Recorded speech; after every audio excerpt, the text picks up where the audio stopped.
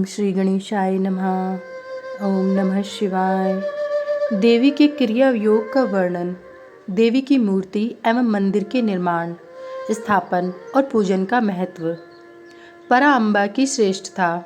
विभिन्न मासों और तिथियों में देवी के व्रत, उत्सव और पूजन आदि के फल तथा इस संहिता के श्रवण एवं पाठ की महिमा।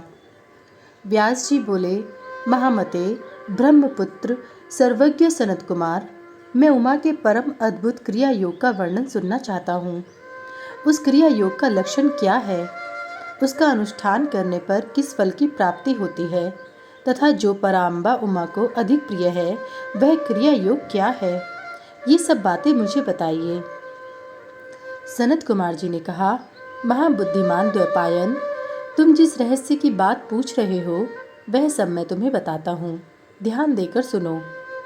ज्ञान योग, क्रिया योग, भक्ति योग, ये श्री माता की उपासना के 3 मार्ग कहे गए हैं जो भोग और मोक्ष देने वाले हैं।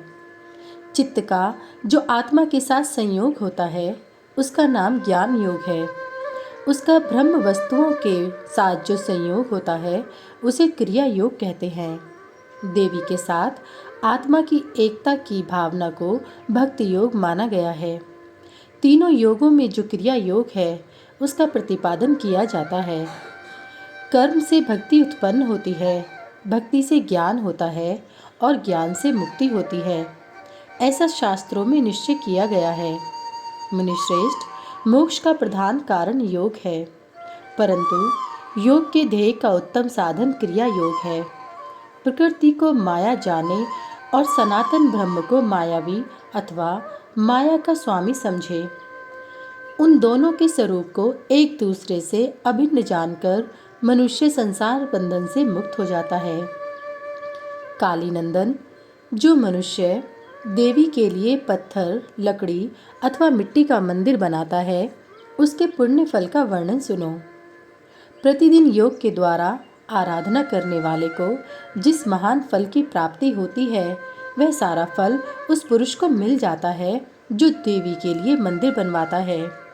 श्री माता का मंदिर बनवाने वाला धर्मात्मा पुरुष अपनी पहले बीती हुई तथा आगे आने वाली हजार पीढ़ियों का उद्धार कर देता है।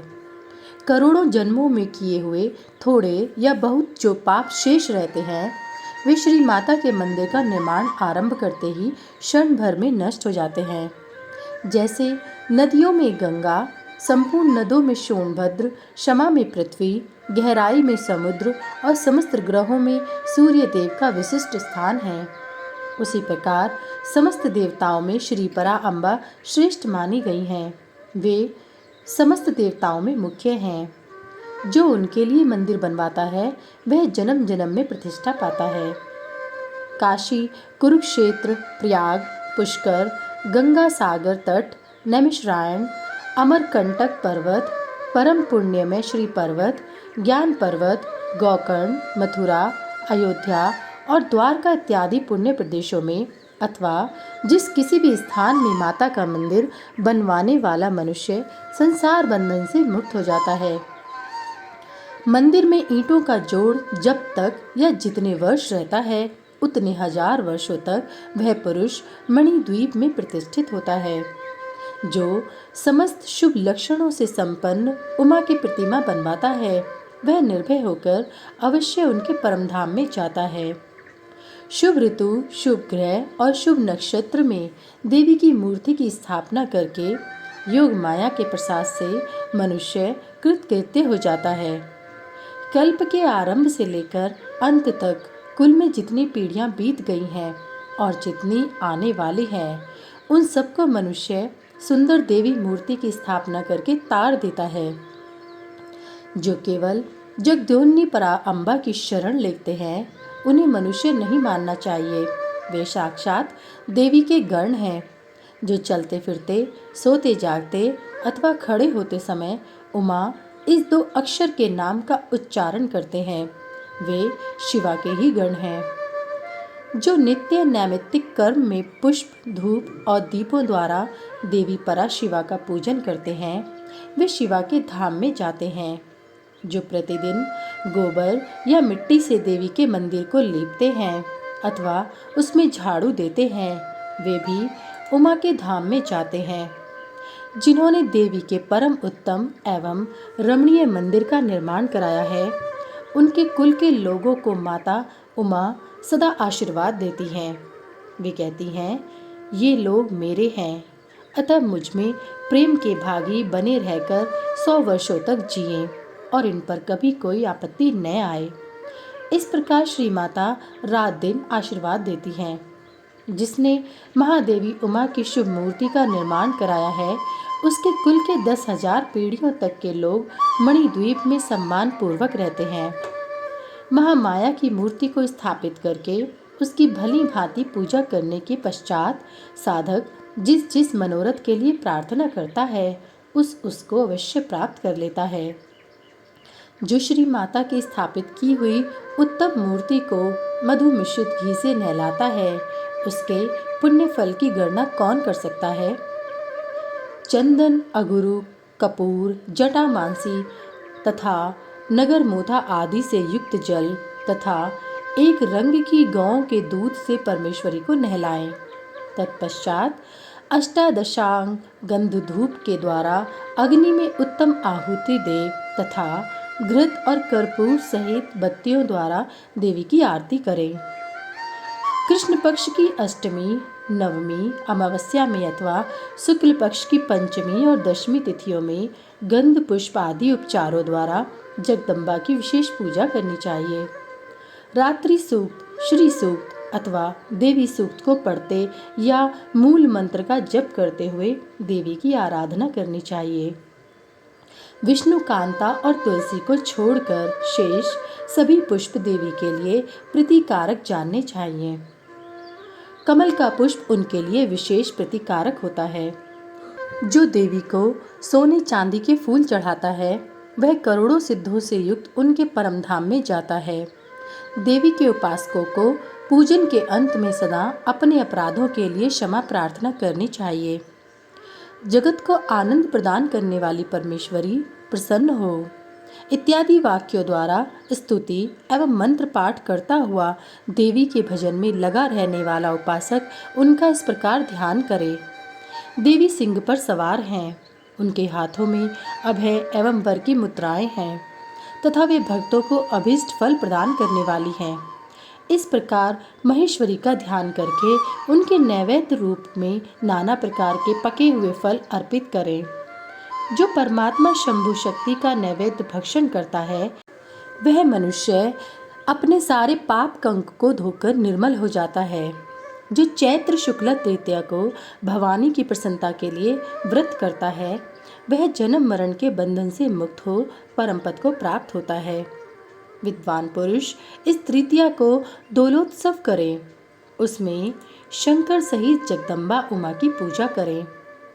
फूल, कुमकुम, वस्त्र, कपूर, अगुरु, चंदन, धूप, दीप, नैवेद्य, पुष्पहार तथा अन्य गंध द्रव्यों द्वारा शिव सहित सर्व कल्याणकारी महामाया महेश्वरी श्री गौरी देवी का पूजन करके उन्हें झूले में झुलाएं। जो प्रतिवर्ष नियम पूर्वक उक्त तिथि को देवी का व्रत और दोलोत्सव करता है, उसे शिवा देवी संपूर्ण अभिष्ट पदार्थ देती हैं।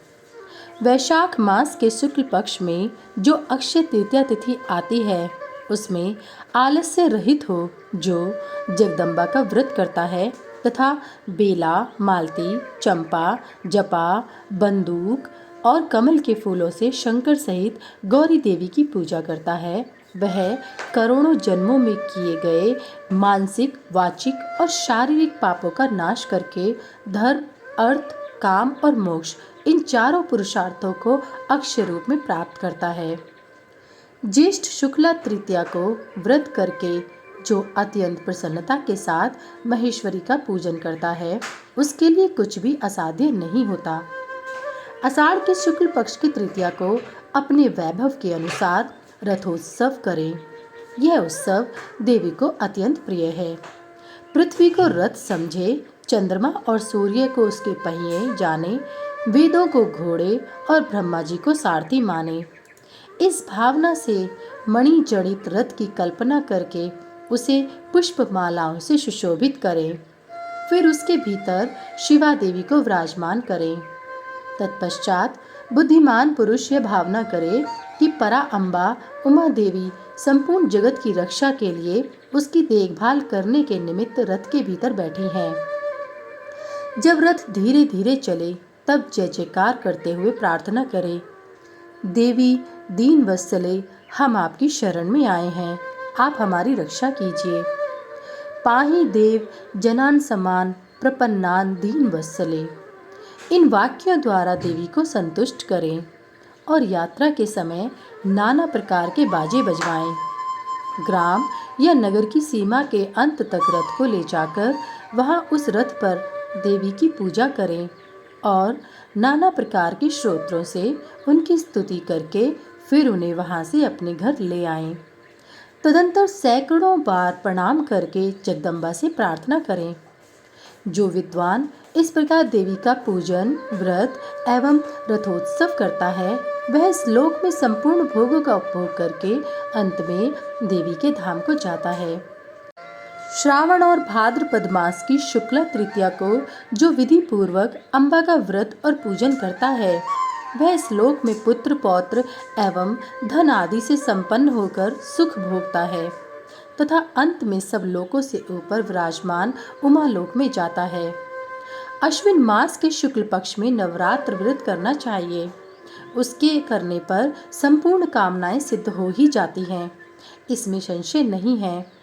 इस नवरात्र व्रत के प्रभाव का वर्णन करने में चतुरानन ब्रह्मा, पंचानन महादेव तथा षणानन कार्तिकेय भी समर्थ नहीं है।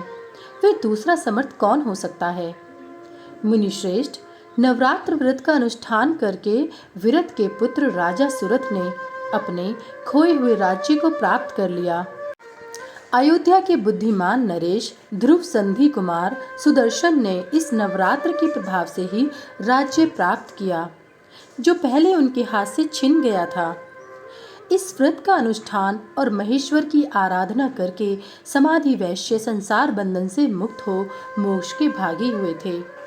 जो मनुष्य अश्विन मास के शुक्ल पक्ष में विधि पूर्वक व्रत करके तृतीया, पंचमी, सप्तमी, अष्टमी, नवमी एवं चतुर्दशी तिथियों को देवी का पूजन करता है, देवी शिवा निरंतर उसके संपूर्ण अभिष्ट मनोरथ की पूर्ति करती रहती हैं। जो कार्तिक, माघ शीर्ष, पौष, माघ और फागुन मास के शुक्ल पक्ष में तृतीया को व्रत करता तथा लाल कनेर आदि के फूलों एवं सुगंधित धूपों से मंगलमयी देवी की पूजा करता है वह संपूर्ण मंगल को प्राप्त कर लेता है। स्त्रियों को अपने सौभाग्य की प्राप्ति एवं रक्षा के लिए सदा इस महान व्रत का आचरण करना चाहिए तथा पुरुषों को भी विद्या, धन एवं पुत्र की प्राप्ति के लिए इसका अनुष्ठान करना चाहिए। इनके सिवा अन्य भी जो देवी को प्रिय लगने वाले उमा महेश्वर आदि के व्रत हैं, मुमुक्षु पुरुष को उनका भक्ति भाव से आचरण करना चाहिए। यह उमा संहिता परम पुण्यमयी तथा शिव भक्ति को बढ़ाने वाली है। इसमें नाना प्रकार के उपाख्यान हैं। यह कल्याणमयी संहिता भोग तथा मोक्ष प्रदान करने वाली है। जो इसे भक्ति भाव से सुनता या एकाग्रचित होकर सुनाता अथवा पढ़ता या पढ़ाता है वह परम गति को प्राप्त होता है। जिसके घर में सुंदर अक्षरों में लिखी गई यह संहिता विधिवत पूजित होती है वह संपूर्ण अभिष्टों को प्राप्त कर लेता है। उसे भूत प्रेत और पिशाच आदि दुष्टों से कभी भय नहीं होता। वह पुत्र पौत्र आदि संपत्ति को अवश्य पाता है, इसमें संशय नहीं है। अतः शिवा की भक्ति चाहने वाले पुरुषों को सदा इस परम पुण्यमयी रमणीय उमा संहिता का श्रवण एवं पाठ करना चाहिए। अध्याय 51 समाप्त। उमा संहिता संपूर्ण। सभी वेद और पुराण सुनने के लिए हमारे इस चैनल को सब्सक्राइब करें और सभी वीडियो को लाइक करें। अगर मुझसे पढ़ने में कोई त्रुटि हो गई हो तो कृपया मुझे क्षमा करें और कमेंट में हर हर महादेव लिखना ना भूलें। भगवान भोलेनाथ की कृपा आप सब पर सदैव बनी रहे। हर हर महादेव। जय भोलेनाथ।